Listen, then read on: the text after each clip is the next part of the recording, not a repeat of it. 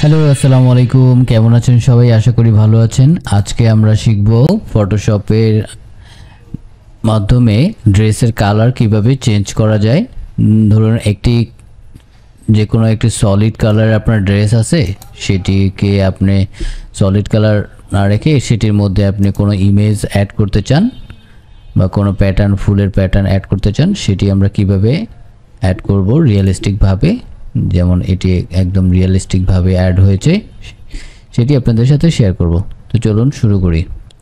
প্রথমে আমি মডেলের যে ছবিটি ছিল সেটিকে আমি ড্র্যাগ করে এখানে ড্রপ করে দিচ্ছি।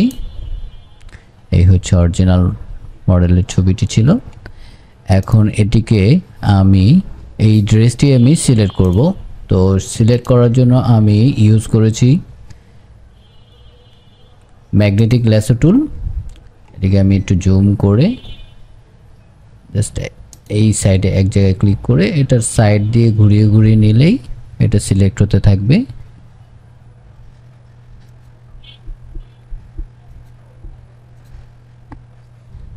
যদি আপনি ডিসিলেক্ট করতে চান, আপনার কিবোর্ড থেকে ডিলিট প্রেস করলেই ডিসিলেক্ট হয়ে যাবে।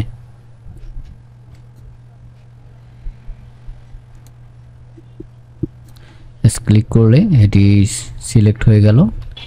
আমার সিলেকশন হয়ে যাওয়ার পরে আমি কিবোর্ড থেকে Ctrl+J প্রেস করব, তাহলে ড্রেসটি আপনার ওই ছবি থেকে একবারে আলাদা হয়ে যাবে। দেখুন ড্রেসটি আলাদা হয়ে গেছে। এখন আমি এটাকে স্মার্ট অবজেক্ট করব, সেটার জন্য আমি রাইট বাটন ক্লিক করলাম, কনভার্ট টু স্মার্ট অবজেক্ট করলাম। এখন এই প্রজেক্টটি আমি পিএসডিতে সেভ করব। সেভ করার জন্য আমি চলে যাব ফাইলে, এখান থেকে সেভ অ্যাজ,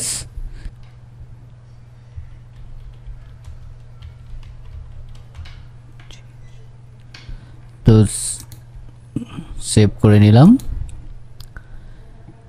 এখন আমি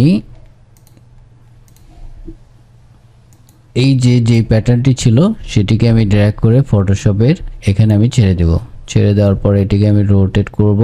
রোটেট করে এটাকে একদম এই যে ড্রেসের যে সাইজটি সেই সাইজ আকারে ড্র্যাগ করে নিলাম। তারপর এটাকে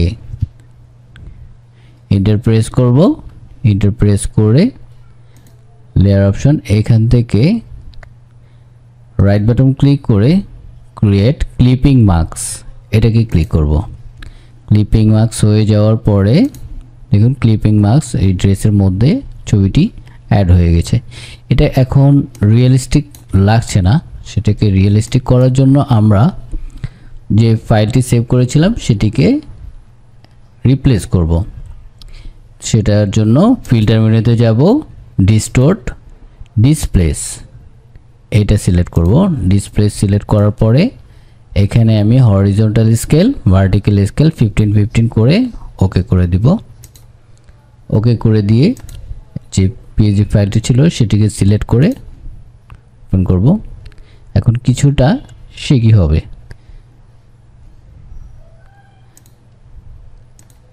তারপর লেয়ার মেনুতে যাব।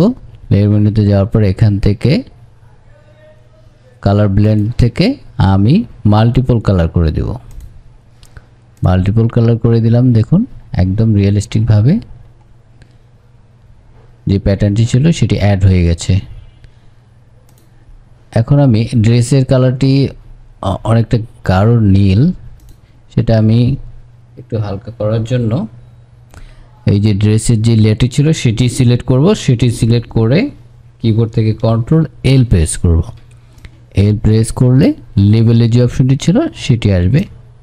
সেটি থেকে আমি একটু ব্রাইটনেসটা বাড়িয়ে দেব, দেন ওকে করে দিলাম। দেখুন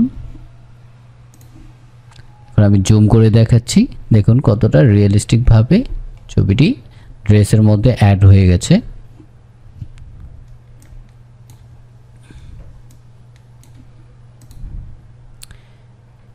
এটি ছিল আগের এবং পরের। আশা করি টিউটোরিয়ালটি আপনাদের উপকারে আসবে। যদি আমার টিউটোরিয়ালটি ভালো লেগে থাকে অবশ্যই ভিডিওতে একটি লাইক করবেন কমেন্ট বক্সে অবশ্যই আপনার মন্তব্য জানাবেন। আমার চ্যানেলটি সাবস্ক্রাইব করে রাখবেন। আসসালামু আলাইকুম।